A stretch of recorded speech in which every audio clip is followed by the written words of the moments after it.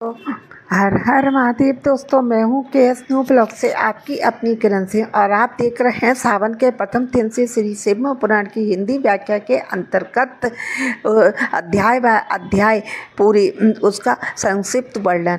आज आप श्रवण करेंगे रुद्र संहिता के चौथे अध्याय का, जिसमें नारद और विष्णु का विशेष संवाद है। जब नारद जी को अहंकार हो गया था, उन पे माया थी शिव जी की, उसके बाद जैसे ही वो माया हटी तब उन्होंने पश्चाताप के लिए क्या किया, विष्णु जी ने उनको क्या उपाय बताए, देखिए मेरे साथ अंत तक वीडियो में। हर हर महादेव। हर हर महादेव दोस्तों, आइए सबसे पहले दर्शन करते हैं श्री शिव पुराण के और बोलते हैं हर हर महादेव, हर हर महादेव। ये देखिए इसमें बेलपत्र चढ़ी हुई है, इस बेलपत्र के दर्शन कीजिए और बोलिए भोलेनाथ सबके साथ। हर हर महादेव दोस्तों, आज आप श्रवण करेंगे श्री शिव पुराण की हिंदी व्याख्या के अंतर्गत रुद्र संहिता की सृष्टि खंड के चतुर्थ अध्याय के बारे में, जिसमें कि नारद जी का भगवान विष्णु को क्रोधपूर्वक फटकारना और शाप देना, फिर माया के दूर हो जाने पर पश्चाताप पूर्वक भगवान के चरणों में गिरना और शुद्धि का उपाय पूछना, तथा भगवान विष्णु का उन्हें समझाकर शिव का महात्म्य जानने के लिए ब्रह्मा जी के पास जाने का आदेश और शिव के भजन का उपदेश देना। बोलिए हर हर महादेव। अब ऋषिगण बोले, हे महाप्राग हिरसुत, आपने बड़ी अद्भुत कथा का वर्णन किया है। भगवान शंकर तो माया का धन्य है, वह चराचर जगत उसी के अधीन है। भगवान शंकर ने तो दोनों गणों जब अपनी इच्छा से वहीं अनंत चले गए, तब काम विहल और अपमान से क्रुद्ध मुनि नारद ने क्या किया, अब बताइए। सूत जी ने बोला, शिव जी की इच्छा से विमोहित राजकुमारी के प्रति विशेष आसक्ति होने के कारण अन्य अर्थ अनर्थ के ज्ञान से रहित मुनि ने उन दोनों को यथोचित शाप देकर जल में अपना मुख और स्वरूप देखा। शिव की इच्छा से कारण उन्हें ज्ञात ही नहीं हुआ कि विष्णु के द्वारा किए गए छल का स्मरण करके क्रोध में आकर वह विष्णु लोक में जा पहुँचे। फिर नारद जी बोले, हे हरे, तुम बड़े दुष्ट हो, कपटी हो, समस्त विश्व को मोह में डाले रखते हो, दूसरों का उत्साह तुमसे सहा नहीं जाता, तुम मायावी हो और तुम्हारा अंतःकरण मलिन है। पूर्व काल में तुमने मोहिनी रूप धारण करके कपट किया, असुरों को वारुणी मदिरा पिलाई और तूने अमृत नहीं पीने दिया। छल कपट में ही रत रहने वाले हे हरे, यदि महेश्वर रुद्र दया करके विष्णा पी लेते तो तुम्हारी सारी माया उसी दिन समाप्त हो जाती। क्योंकि नारद जी तो बहुत दुखी थे, उनसे वो शादी नहीं की थी, राजकुमारी ने उन्हें वरण नहीं किया था और उनका विष्णु जी ने वानर जी का मुंह दे दिया था। तब वो बहुत उन विष्णु जी को श्राप देने के लिए पहुँचे थे। हे विष्णु, कपटपूर्ण चाल तुम्हें अधिक प्रिय है, तुम्हारा स्वभाव अच्छा नहीं है। भगवान शंकर ने तुम्हें स्वतंत्र बना रखा है। अब तक किसी भी भगवान विष्णु से ऐसा कहकर माया मोहित नारद मुनि अपने ब्रह्म तेज का प्रदर्शन करते हुए क्रोध से खिन्न हो उठे और विष्णु जी को श्राप देते हुए बोले, हे विष्णु, तुमने स्त्री के लिए मुझे व्याकुल किया है, तुम इसी तरह सबको मोह में डालते रहते हो। यह कपटपूर्ण कार्य करते हुए तुमने जिस स्वरूप से मुझे संयुक्त किया था, उसी स्वरूप से हे हरे तुम मनुष्य हो जाओ और स्त्री के लिए दूसरों को दुख देने वाले तुम भी स्त्री के वियोग का दुख भोगोगे। तुमने जिन वानरों के समान मेरा मुंह बनाया था वे ही उस समय तुम्हारे सहायक होंगे। तुम दूसरों को दुख देने वाले हो, अतः स्वयं भी तुम्हें स्त्री के वियोग का दुख प्राप्त हो और अज्ञान से मोहित मनुष्य के समान तुम्हारी स्थिति हो। अज्ञान से मोहित हुए नारद जी ने मोहवश श्री हरि को जब इस तरीके का शाप दे दिया, तब उस विष्णु जी ने शंभु की माया की प्रशंसा करते हुए उस शाप को स्वीकार कर लिया। तदंतर महालीला करने वाले शंभु ने अपने उस विश्व मोहिनी माया को, जिसके कारण ज्ञानी नारद मुनि भी मोहित हो गए थे, खींच लिया। अब उस माया के हटते ही नारद जी की बुद्धि तो शुद्ध हो गई है, उन्हें पूर्णतः ज्ञान प्राप्त हो गया। अब उनकी सारी व्याकुलता समाप्त हो गई। अब वे पश्चाताप करके बार बार अपनी ही निंदा करने लग गए। उस समय तो उन्होंने ज्ञानियों को भी मोह में डालने वाली भगवान शंभु की माया की सराहना की। तदंतर यह जान के कि माया के कारण ही मैं अपने भ्रम में पड़ रहा था, अब वैष्णव शिरोमणि नारद जी भगवान विष्णु के चरणों में गिर पड़े। भगवान श्री हरि ने उन्हें उठाकर खड़ा किया।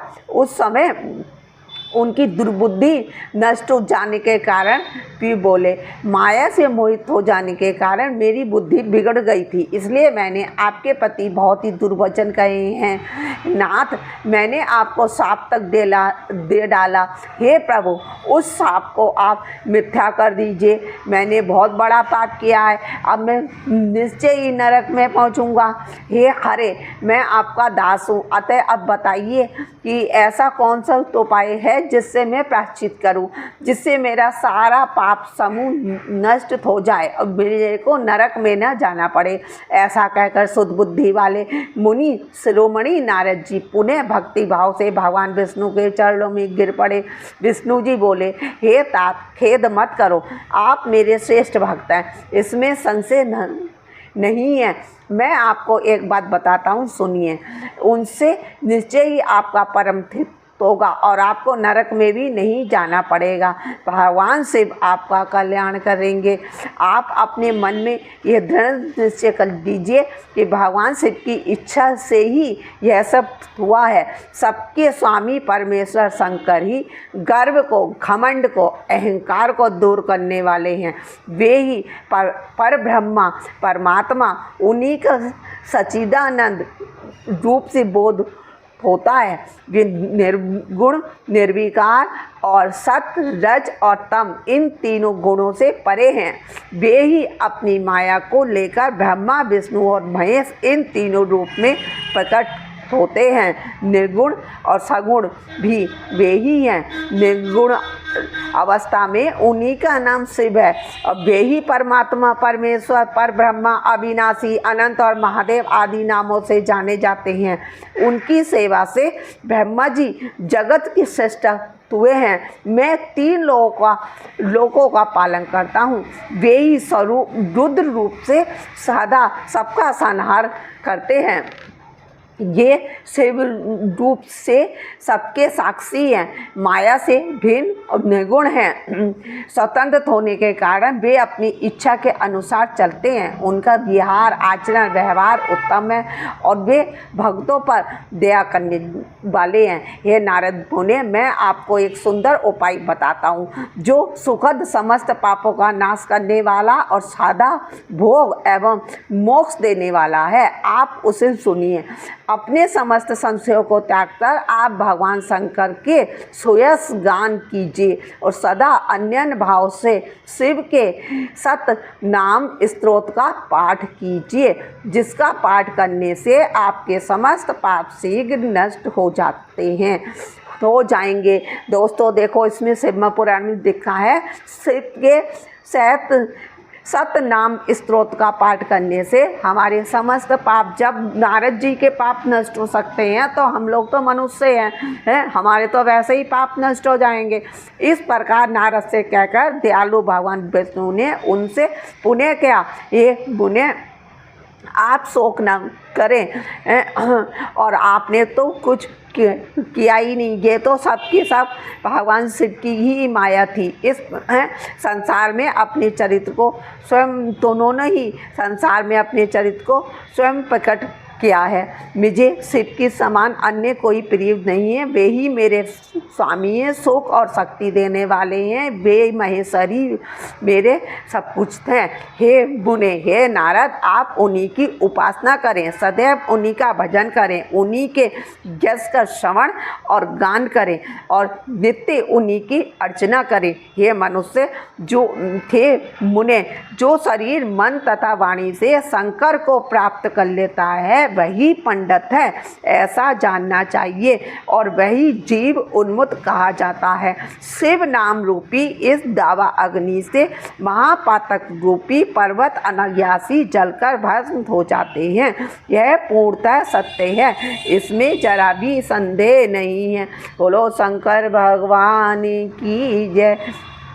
शिव इस नाम की अमृतमयी वर्षा की धारा से नहाए हुए लोग संसार के पापों की दावा अग्नि के मध्य रहते हुए भी शोक में नहीं रहते, शोक नहीं करते हैं, इसमें संशय नहीं है। शिव जिसने अनंत जन्मों में अपनी तपस्या से शरीर को जलाया होगा, उसी की भक्ति भवानी प्राण वल्लभ शिव के लिए संभव है। भगवान शिव के प्रति अनन्या पूर्वक की गई शिव नाम भक्ति के अतिरिक्त अन्य साधारण भक्ति व्यर्थ हो जाती है। बोलिए शंकर भगवान की जय। हर हर महादेव की जय। भगवान शिव के प्रति जिसकी भक्ति एक निष्ठ तथा असाधारण होती है, उसी को ही मोक्ष प्राप्त होता है, अन्य के लिए यह सुलभ नहीं है, ऐसा मेरा विश्वास है। जो मनुष्य नित्य अपने शरीर को भस्म से पवित्र कर कर शिव की पूजा में लगा रहता है, वह महान कष्ट देने वाले संसार रूपी अपार सागर को निश्चित ही पार कर जाता है। ब्राह्मणों का धन हरण करके और बहुत से ब्राह्मणों की हत्या करके भी जो मनुष्य विरूपाक्ष भगवान शंकर की सेवा में लग जाता है, उसे उन पापों से लिप्त नहीं होना पड़ता। संपूर्ण वेदों का अवलोकन करके पूर्ववर्ती विद्वानों ने यही निश्चित किया है कि भगवान शिव की पूजा ही संसार बंधन के नाश का उपाय है। इसलिए हे मुने, हे नारद, आज से यत्न पूर्वक सावधान रहकर विधि विधान के साथ भक्ति भाव से नित्य जगदम्बा पार्वती सहित महेश्वर सदाशिव का भजन कीजिए। हर हर महादेव, हर हर महादेव। हे मुनि श्रेष्ठ, अपने हृदय में भगवान शिव के उज्जवल चरण बिंदों की स्थापना करके पहले शिव के तीर्थों में विचरण कीजिए। देखो इसमें बताया ना कि तीर्थों का विचरण करना, तीर्थों के दर्शन करना, तीर्थों में भगवान शिव की उपासना करने का कितना महत्व है। सबसे पहले भक्ति प्राप्त करने के लिए हमें तीर्थों में मतलब भगवान के दर्शन को जाना चाहिए, उनकी कथा श्रवण करनी चाहिए और अपने गुरुओं के द्वारा मतलब वो उनकी कथा सुननी चाहिए। हे मुने, इस प्रकार परमात्मा शंकर के अनुरूप महत्व का दर्शन करते हुए, देखो दिखाए ना शिव जी के महत्व का दर्शन करते हुए अंत में आनंद बन जाइए। आनंद बन मतलब काशी जो आज के है, बनारस जो है काशी, यह स्थान भगवान शिव को बहुत ही प्रिय है। भगवान शिव भी कहते हैं कि काशी भोले बाबा में नहीं, भोले बाबा काशी में बसते हैं। वहाँ विश्वनाथ जी का दर्शन करके भक्ति पूर्वक उनकी पूजा कीजिए। विशेषतः उनकी स्तुति वंदना करके आप निर्विकल्प संशय रहित हो जाएंगे। हे पुण्य, इसके बाद आपको मेरी आज्ञा से भक्ति पूर्वक अपने मनोरथों की सिद्धि के लिए निश्चय ही ब्रह्मलोक में जाना चाहिए। वहाँ अपने पिता ब्रह्मा जी को विशेष रूप से स्तुति वंदना करके आपको प्रसन्नतापूर्वक हृदय से बारंबार शिव महिमा के विषय में प्रश्न करना चाहिए। ब्रह्मा जी शिव भक्तों में श्रेष्ठ हैं। वे आपको अत्यंत प्रसन्नता के साथ भगवान शंकर का महात्म्य और सतनाम स्तोत्र सुनाएंगे। ये मुने, आज से आप शिव आराधना में तत्पर रहने वाले शिव भक्त हो जाइए और विशेष रूप से मोक्ष के भागी बनिए। भगवान शिव आपका कल्याण करेंगे। इस प्रकार प्रसन्नचित हुए भगवान विष्णु नारद मुनि को प्रेम पूर्वक उपदेश देके शिव जी का स्मरण बंधन स्तमन करके वहाँ से अंतर ध्यान हो गए। बोलो हर हर महादेव। इस प्रकार श्री शिव पुराण के अंतर्गत द्वितीय रुद्र संहिता के प्रथम खंड में नारद विष्णु उपदेश वर्णन नामक चतुर्थ अध्याय पूर्ण हुआ। हर हर महादेव। दोस्तों, अगर आपने मेरे चैनल को सब्सक्राइब नहीं किया है अब तक तो प्लीज़ सब्सक्राइब कर दीजिए। और मैं ये आपको श्री शिव पुराण की हिंदी व्याख्या का संक्षेप में वर्णन सुना रही हूँ, ना कि कोई कथा। अपनी तरफ से कुछ नहीं, जो इस बुक में लिखा है वही मैं आपको बता रही हूँ, है जो श्री शिव पुराण में लिखा है। तो आप इसे ज़्यादा से ज़्यादा शेयर कीजिए। और अभी भी सावन का महीने भी चल रहा है और अभी भी अधिक मास है, जिससे आप ज़्यादा से ज़्यादा पुण्य कमाइए। शेयर करके भी आपको पुण्य मिलेगा। जितना आप लोगों तक ही शिव पुराण पहुंचाएंगे उतना ही आप लोगों को भी पुण्य प्राप्त होगा। बोलिए हर हर महादेव। भोलेनाथ सबके साथ।